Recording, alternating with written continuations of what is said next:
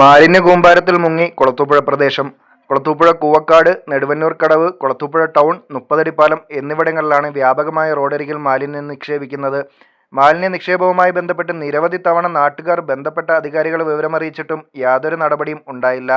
മാലിന്യം നിക്ഷേപിക്കുന്നത് മൂലം കാട്ടുപന്നി, തെരുവ് നായകൾ ഉൾപ്പെടെയുള്ള മൃഗങ്ങൾ തീറ്റ തേടിയെത്തുന്നതും ജനങ്ങളെ ആക്രമിക്കുന്നത് വരെ നിത്യസംഭവമായിട്ടുണ്ട്.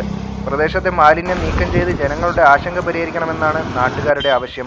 ന്യൂസ് ഡെസ്ക്, കൊളത്തൂപ്പുഴ വാർത്ത ഓൺലൈൻ. കൊളത്തൂപ്പുഴ പഞ്ചായത്തെ സംബന്ധിച്ച് മാലിന്യമുക്ത പഞ്ചായത്താണ്. മാലിന്യമുക്ത പഞ്ചായത്തിൻ്റെ വിവിധ വാർഡുകളിലെ ദൃശ്യങ്ങളാണ് നിങ്ങൾ കണ്ടത്.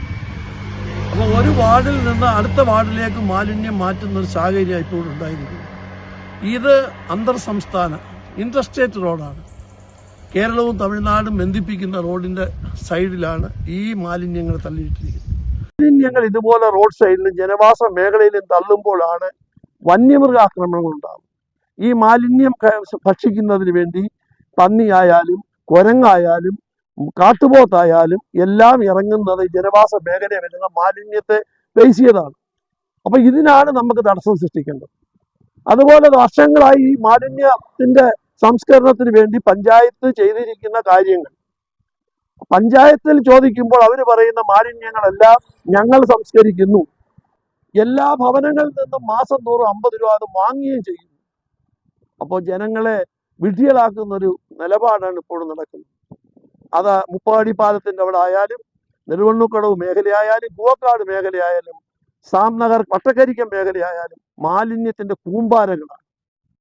ജനങ്ങൾ പൊറുതി മുട്ടി സ്വന്തമായി അവരുടെ ചെലവിൽ അത് മാലിന്യങ്ങൾ നീക്കം ചെയ്യുന്ന സാഹചര്യമാണ് വന്നിരിക്കുന്നത്. പഞ്ചായത്ത് അടിയന്തരമായി ഇതിന് നടപടിയെടുത്ത് ഈ മാലിന്യം തള്ളുന്നവരെ, ഈ കേരളത്തിലെ മാലിന്യം തന്നെയാണ് നമുക്കിപ്പോൾ ബോധ്യം വന്നിട്ടുണ്ട്.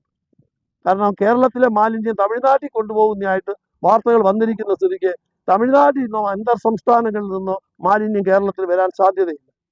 അപ്പോൾ നിങ്ങൾക്ക് കൃത്യമായി കണ്ടെത്താൻ സാധിക്കുമല്ലോ ഈ മാലിന്യം എവിടുന്ന് വരുന്നു എന്ന്. കൊളത്തൂപ്പുഴ പഞ്ചായത്തിലെ എല്ലാ കടക്കാരും മാലിന്യങ്ങൾ ഇവർക്ക് നൽകുന്നുണ്ട്, പൈസയും കൊടുക്കുന്നുണ്ട്, ഭവനങ്ങൾ കൊടുക്കുന്നുണ്ട്. അപ്പൊ ഈ മാലിന്യങ്ങൾ ഇവിടെ വരുന്നതിന്റെ ഉത്തരവാദി ആരാണ്? അതാണ് ഈ പഞ്ചായത്ത് കണ്ടെത്തേണ്ടത്. ഇതുമൂലം ഇവിടെ കാട്ടുമൃഗശല്യം, ഒരു പോത്ത് വന്ന് ഒരു വണ്ടിയുടെ മണ്ടയിലെടുത്ത് ചാടി ടാപ്പ് ചെയ്യാൻ പോകുന്ന ആൾക്കാരെ പന്നി കുത്തിയ കഥകൾ ഒരുപാടുണ്ട്. ആന ചവിട്ടിക്കൊന്ന കഥകൾ കിടക്കുന്നു. പാമ്പിന്റെ ശല്യമാണെങ്കിൽ നിരവധി വർദ്ധിച്ചു വരുന്നു. അപ്പുറത്ത് പിടിച്ച് പാമ്പിനെ ഇപ്പുറത്തോട്ട് വിടുക. വന്യമൃഗ സംരക്ഷണ കേന്ദ്രവും കൂടെ ആയതുകൊണ്ട് ഏത് പിടിച്ചാലും നമ്മുടെ നാട്ടിൽ കൊണ്ടുവന്ന് വിട്ടേക്കുക. മനുഷ്യന് ജീവിക്കാൻ വയ്യാത്ത സാഹചര്യമായി. പന്നിയായാലും പാമ്പായാലും പട്ടിയായാലും ആനയായാലും ഈ നാട്ടിൽ ജീവിക്കുന്ന ജനങ്ങൾക്ക് ജീവിതം പൊറുതിമുട്ടി നിൽക്കുകയാണ്.